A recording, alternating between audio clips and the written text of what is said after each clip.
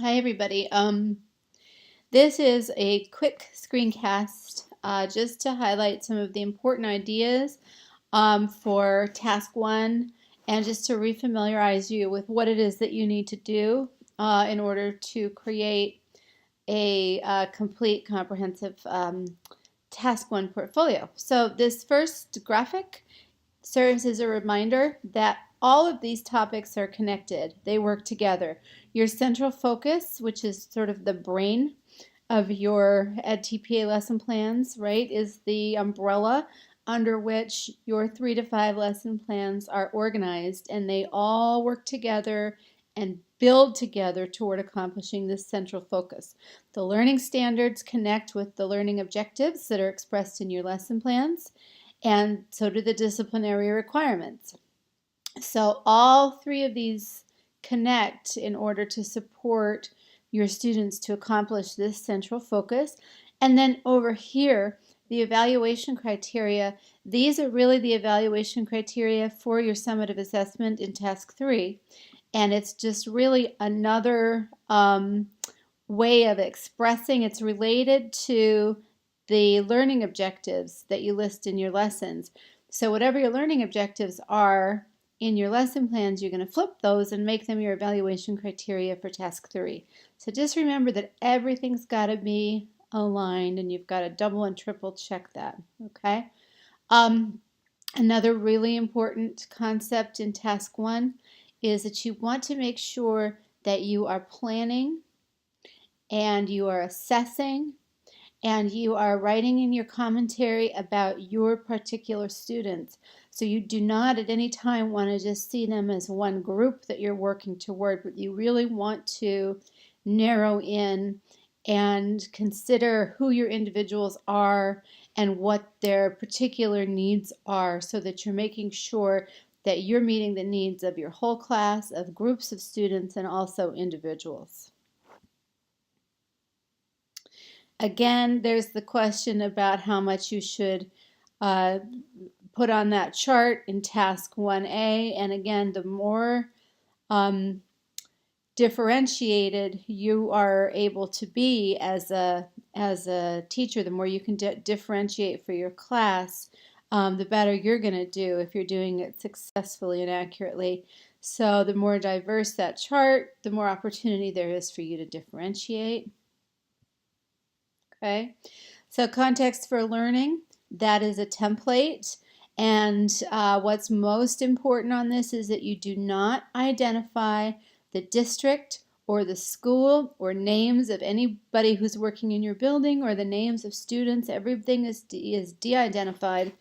And that you pay really close attention to the chart, because you will be expected to implement those special accommodations that your individuals or groups need, so that whatever you put in that chart in 1A has to be reflected in your planning when you write your lesson plans, when you write your assessments, and when you write the commentary in task 1 party.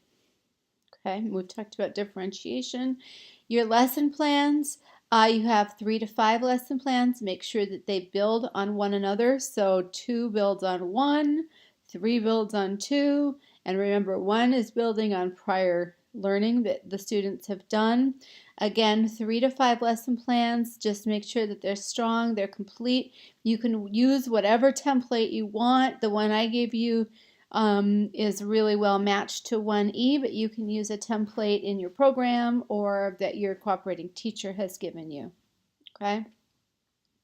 Make sure in your lesson plans, however, that you have a clearly identified central focus, and it should be the same central focus for all of your lesson plans. Make sure that your objectives are written as measurable objectives so you can observe to see if your students are actually meeting them. Make sure that your academic language you have intentionally designed opportunities for academic language instruction. That would be academic vocabulary, that would be symbols for math. Make sure that you have a plan for discourse, which is the production of language either in speech or writing, and syntax, which is the ordering of language, and make sure that all of that is in the service of your language function, that verb that describes how students will be working with language, and that is also in your central focus. Make sure that you have a rationale. Why is it that you're teaching what you're teaching? How does your teaching connect with what you know about prior learning, what you know about your students' personal, cultural, and community interests? You have to be planning based on that. And also think of a theorist who would agree with you, who would think that your plans are actually appropriate and effective. Make sure that you have higher order thinking, hot questions that begin with why or explain all the way through your lesson plans, because you want to be facilitating discussions. And make sure that you have planned for differentiation, for how will you support your whole group, how will you support groups of students, and how will you support individuals. Part C is a list of your instructional materials. Clearly organize this by lesson 1, lesson 2, lesson 3. If you want, you can take pictures of your textbook cover. You could put your PowerPoint in there if you reduce the size. Clearly label everything and make it very clear on what day you're using your instructional materials. Part D is assessment, so I've given you a recommendation for that assessment chart. At the top of this page, again, this is a Word document, you've made a table, and in the table you're listing very clearly what day you're using each assessment, a brief description of each assessment, the goals or the learning objectives that are being measured by the assessment, and also any accommodations or modifications that you will make to the assessment in order to support all of your learners. So that all goes in Part D. And here's an example of that chart again. This one is filled in. You have your title, brief description, adaptations, provides evidence of what learning objective, and then helps students develop what disciplinary requirement. So is it a literacy strategy? Is it conceptual understanding? What disciplinary requirement, that's your specific disciplinary requirement in your handbook that goes with that orange square, what disciplinary requirement is it helping your student to develop as they work on that assessment? Okay. Now we're going to talk about the planning commentary. That's your big template, task 1E. And remember, you need to write it in future tense. Okay. The first prompt is going to be asking you to write about the central focus, the learning objectives, and the standards. So make sure that after you describe your central focus, not what you're going to be doing in your lessons, that's not what this is about. You're describing what is the central focus and why is it appropriate. Then what you are going to do is you're going to break up your response to the question about your disciplinary standards, learning objectives, and standards, state or national standards. You're going to break up your response to that according to each of your disciplinary requirements. So when you have those orange squares, each orange square should be a paragraph and address each of them. You need to write also for the very first question about how your plans build on each other. So remember, day 1 builds on student prior learning, day 2 builds on day 1, day 3 builds on day 2, and they all build toward the summative assessment.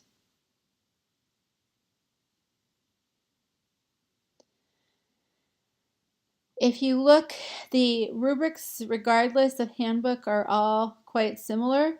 But what you just want to pay attention to is what I've said earlier. This is where that lack of alignment will cost you. You need to make sure that your standards, your objectives, and your tasks and your materials as well are all connected around your central focus. And you need to make sure that your content doesn't have any inaccuracies. So it's always a good idea to double check with your cooperating teacher or one of your program-based mentors. And again, if you're going to do well on this particular rubric, you want to show that your plans build on each other and that they address your disciplinary concepts as listed in the rubric. Even though they're different, that's the general idea. Okay. Prompt 2 is going to ask you how you know about your students' prior learning. And so you want to be thinking about how you know what you know about your students. Perhaps you already administered an assessment. Perhaps you heard from your cooperating teacher, what they learned last week. Perhaps you've asked them, you've observed, you've surveyed them, but it's really important that you don't just say what your students know how to do or are still learning how to do. You need to have evidence for that. That's really important for prompt 2. Okay. Also for prompt 2, you're going to be asked about your plans. How are you planning to support your whole class, groups of students, and individuals? So this is differentiation. So you want to be thinking about moves that you make or materials that you use to support your whole class, like a graphic organizer, but maybe you give different graphic organizers with varying levels of support to groups of students, and you would describe that here. And you'll see if you look at the rubric, again, regardless of your subject, plan supports are tied to learning objectives and the central focus with attention to the characteristics of the class as a whole. So if your plan supports are mostly focused on the whole class, you'll have a level 3, but notice it's not just that you're sort of randomly putting supports in place for your class. They have to be aligned with the learning objectives and the central focus. Again, everything has to align. So prompt 3, once you state what you know about your students' prior learning, and once you state what you know about your students in terms of what they know, what they can do, what they're able to do, and also their interests and their cultural assets, then you have to justify why it is that your learning activities, your central focus, and the standards, why it's all appropriate for this group of students. And it can be kind of hard to do that if you're using a scripted curriculum or some kind of program that's been imposed on you because you're the student teacher. You haven't made these decisions, but you still have to be thinking about how you will connect your program of study, your lesson plans to your students. So you need to be asking them questions. That's really important. In every lesson plan throughout the lesson, to invite students to bring their prior learning into the conversations and activities, and also to bring their interests and themselves into the conversations and activities. And then again, when you are responding to question 3, you're going to be asked about research or theory that supports the ideas that you've expressed in your planning. So just think of it this way. Who is a theorist who would agree with what you've decided to do, and why would they agree with what you've decided to do? You don't have to quote extensively from the theorist. You can just reference them. And if you look at the rubrics here, for rubric 3, the language function for you is justify, okay? And you just want to be careful here that you're not taking a deficit view of your students or their background and saying, these students are, such and such, and therefore they need this because it will support them because they're terrible people, or they're lazy, or something like that. You want to present your students in a positive light and speak to really wanting to make sure that you're aligning your work with them so that they'll do their best with it and they'll be interested in it. So you need to justify why your learning tasks are appropriate, and you want to reference examples of their prior learning because you've asked, you've assessed, you've asked the CT, you've observed, and also their personal, cultural, or community assets. And you want to be specific here, but again, it doesn't have to necessarily be, what do you do when you go home? What kind of food do you eat at home? It could be, what are some stories that you know? What are some TV shows you're interested in? What kinds of things would you buy if you had money? What kind of books do you like to read? What do you like to do on the weekends? What kind of sports do you like? Though it can be general like that, okay? And then again, you want to make at least a superficial connection to research or theory. But if you ask that question, who would agree with me? Why would they agree with me? And how do I know that? You will be able to get at making a connection rather than just like putting, Vygotsky's name randomly in quotes. Okay. And then these are some examples. Again, you want to think about your whole class supports, groups of students, and those could be English language learners, visual students, students who struggle with reading, or students who struggle to recall math facts. You may have a group of them. And then individual students, English language learners, of course, you would have a group if you had several of them. Individuals would often be students who are outliers in some way. They may have an IEP, they may have a 504, they may be gifted, or they may be just unusual in some way. They could have a disability like dysgraphia as well. Okay, so how are you going to support your individual student? And you can always pause this and read the ideas that I have for you here. You could read that slide if you're looking for ideas for whole class. Groups of students, pause it and read it. Groups of students, pause it and read it. And individuals. Okay. All right. Academic language. What's really important here in prompt 4 is that most of what you're going to write is going to be about one moment in one of your lesson plans. So you're going to identify a language function that you're trying to develop, and then you're going to write about how the academic vocabulary, the discourse, the syntax is all working together in service of that language function. So if I'm trying to describe something, describe is my language function. My academic vocabulary may be adjectives. So I'm trying to use vivid adjectives in order to support description. I may do a turn and talk and describe my favorite place in the world to one of my classmates in order to generate some ideas about what I could write. That conversation that I'm having is discourse. I'm engaging in discourse in order to describe. And then perhaps I'm going to fill out a graphic organizer where I'm trying to organize the adjectives that I'm using according to the sense that they're affiliated with. So maybe I have adjectives that connect with what I see, and adjectives connect with what I feel, and adjectives connected with what I smell. And if I organize them in some sort of a graphic organizer, then that is syntax. And again, the syntax, the discourse, and the vocabulary are all working together in the service of that language function. And I am only describing in this part one moment, not a language function that I'm using throughout all of my lesson plans, which is one moment in one plan.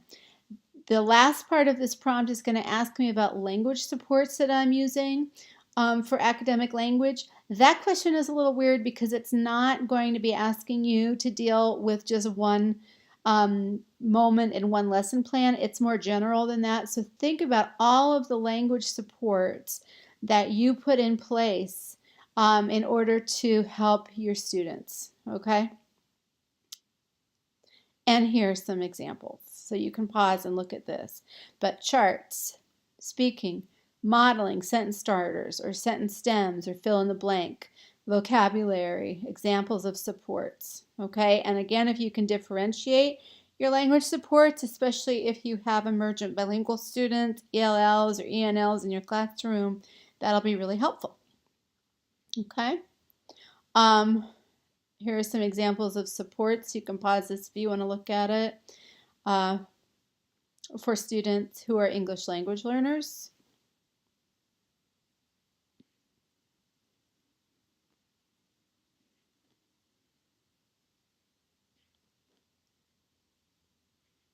Okay, and if you look at the rubric, you're going to see that in all cases, if you identify language demands that don't match that language function, like describe, you may fail.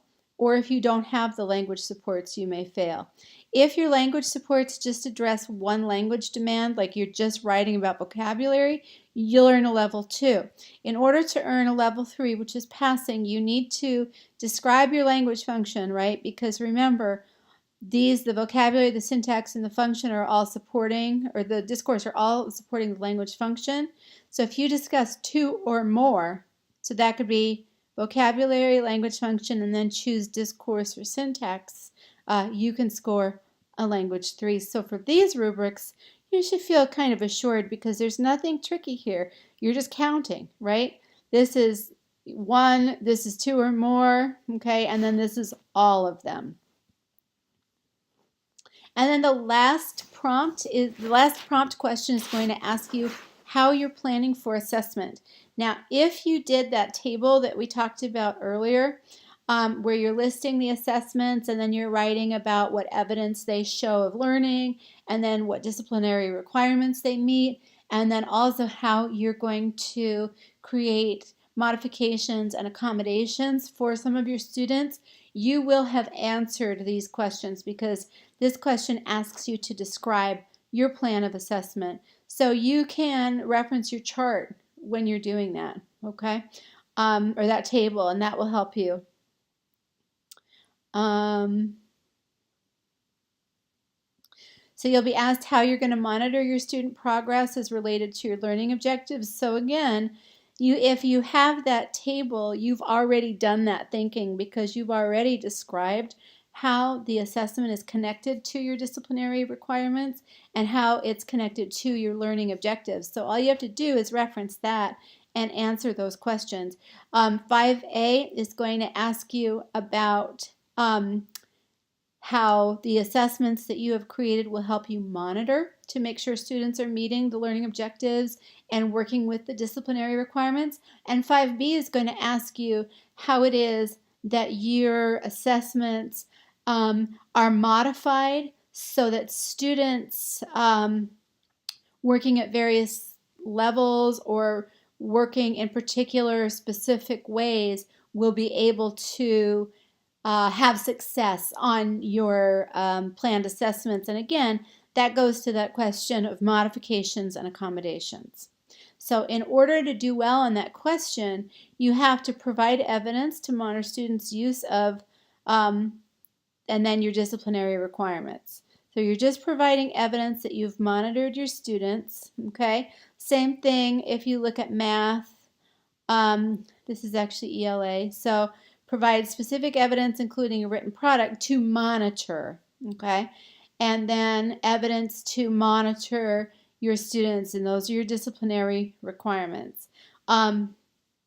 If you're going to score a 4, notice that you're getting more differentiated as you go right, and that's how these rubrics work. The assessments provide multiple forms of evidence to provide or to monitor students' progress toward understanding throughout. So it's a lot of assessment. And again, if you create a table and you've really pushed yourself to design all kinds of assessments in your lesson plans, you'll do really well here. But again, the assessments, don't mean much if they're not aligned to your disciplinary requirements and your learning objectives and your central focus. Just a couple of quick logistics. You need to use Arial point 11 font. De-identify, as I said earlier. Identify students with classifications, especially if there are linguistic needs or learning preferences or styles. Make sure that you review the page limits in your handbook so you don't go over on any of your templates or Word documents. And again, write in the present tense. And then later in the PowerPoint, you'll be able to see, you can pause if you're watching the screencast, but this is just a little checklist for you to make sure that for each of the tasks, you do what you need to do. And then there's part E. So you can pause and kind of use these slides as a little checklist for yourself.